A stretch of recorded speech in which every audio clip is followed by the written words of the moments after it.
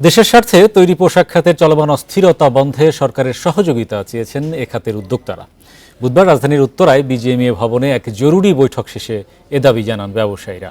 এ সময় তারা বলেন, তৈরি পোশাক খাতের প্রবৃদ্ধি ধরে রাখতে সবাইকে ঐক্যবদ্ধ থাকতে হবে। দাবি আদায়ের নামে শ্রমিকদের রাস্তায় নামিয়েছে বলেও মন্তব্য করেন বিজিএমইএর নেতারা। তারা বলেন, বিশেষ করে ঝুট ব্যবসার নিয়ন্ত্রণ নিয়ে নতুন নতুন পক্ষ বিবাদে জড়িয়ে পড়ায় বন্ধ রাখতে হচ্ছে কারখানা।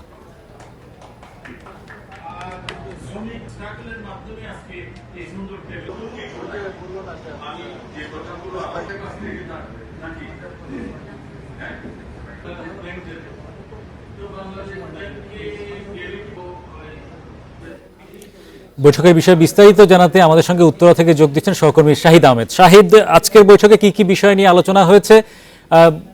ব্যবসায়ীদের আসলে মূল দাবিগুলো কি? হরি, ঠিক এই মুহূর্তে আমি উত্তরা সংলগ্ন যে বিজিএমইর প্রধান কার্যালয় সেখানে আছি।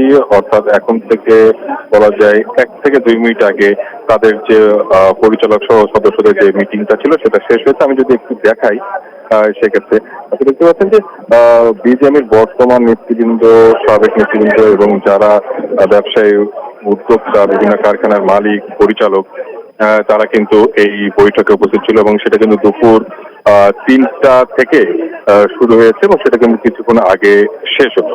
সামগ্রিকভাবে এখন তারা অর্থাৎ বর্তমান নেতৃবৃন্দ আমাদেরকে গণমাধ্যম কর্মীদেরকে তারা ব্রিফিং করবেন এই বিষয়টা। এবং এখানে কিন্তু বিজিএমইর বর্তমান নেতৃবৃন্দ, সাবেক নেতৃবৃন্দ, আমি যদি আরো নির্দিষ্ট করে রুবানা হক, সাবেক সভাপতি আনোয়ার পারভেজ সহ বিভিন্ন নেতৃবৃন্দ উপস্থিত ছিলেন। এবং আপনি জানেন যে প্রতিবেদন আপনি দেখছিলেন যে সাভার, আশুলিয়া, গাজীপুর সহ বিভিন্ন জায়গায় প্রায় 60টির অধিক যে কারখানা বন্ধ আছে, সেই বিষয়ে চলমান পরিস্থিতি নিয়ে কিভাবে উত্তরণ করা যায় সেই বিষয় নিয়ে তারা এখানে আলোচনা করে। এখানে যেমন বিজিএমই কর্মকর্তা ছিল, শিল্প পুলিশের মহাপরিচালক সহ ঊর্ধ্বতন কর্মকর্তা, বাংলাদেশ সেনাবাহিনী, বর্ডার গার্ড বাংলাদেশ এবং বিভিন্ন গোয়েন্দা সংস্থার কর্মকর্তারা এখানে উপস্থিত ছিলেন।